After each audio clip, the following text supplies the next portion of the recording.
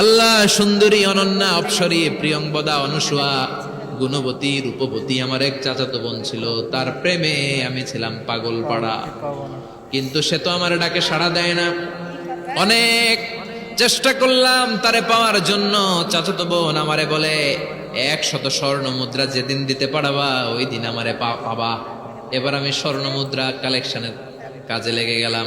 বছরের পর বছর চেষ্টা করে 100 স্বর্ণ মুদ্রা যেদিন পেলাম ওই দিন চাচাতো বোনের কাছে গেলাম, যে তার হাতে স্বর্ণ মুদ্রা দিলাম, বললাম চলো এবার আমরা অপকর্ম করি।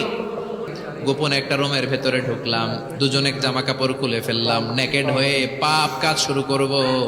ইন দা মিন টাইম আমার চাচাতো বোন আমারে বলে, ও আমার চাচাতো ভাই, আমারে তুই সতীত্ব তুই নষ্ট করে দিস না, ইত্তাকিল্লাহ, আমার সম্ভ্রম তুই শেষ করে দিস না, ইত্তাকিল্লাহ, আল্লাহরে ভয় কর। আল্লাহ ওই মুহূর্তে ফিরে আসা কঠিন কঠিন, কিন্তু ইত্তাকিল্লাহ, আল্লাহরে ভয় করে এই শব্দটা যখন শুনলাম আমার ভিতরটা কেঁপে উঠেছে। আমি মুহূর্তে তোমার ভয়ে জামা পড়ে ওই রুম থেকে চিৎকার মেরে বেরিয়ে গিয়েছি।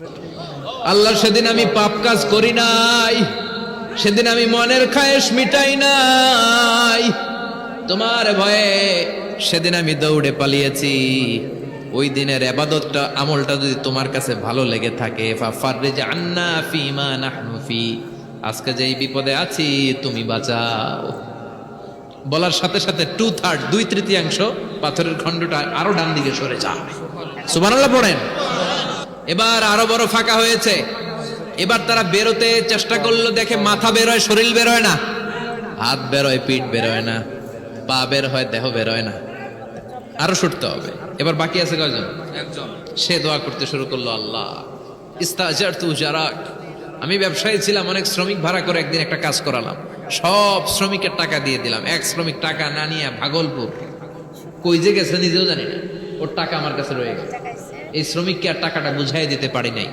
এই টাকা দিয়ে আমি কয়েকটা ছাগল কিনলাম, এই ছাগলগুলো বাচ্চা দিল, ওগুলো বাচ্চা দিল, ওগুলো বাচ্চা দিল, দিতে দিতে বিশাল ছাগলের ডেইরি ফার্ম করে ফেললাম তার ওই টাকা দিয়ে। 1 যুগ 12 বছর পরে সে এসে বলে আমার টাকা ফিরায় দাও। আমি বললাম এই যে ছাগলের ডেইরি ফার্ম পুরোটাই তোমার। সে বলে আতাস্তাজি মিন্নি, আমার সাথে ঠাট্টা করো? আমি পাই সামান্য কয়টা টাকা, 1 যুগ আগে যেই টাকা পাইতাম ওইটা দিলেই চলবে।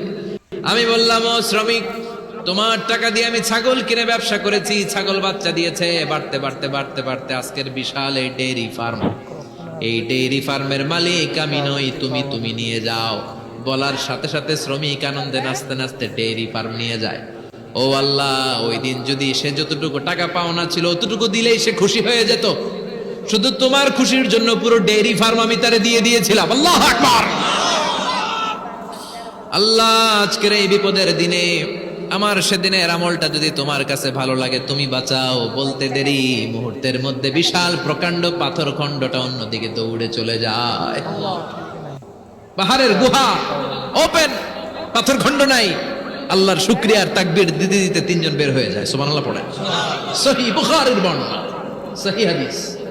নিজের এমন কোন নেক আমল যদি থাকে যে আমলটা শুধু আল্লাহর জন্য করেছিলাম,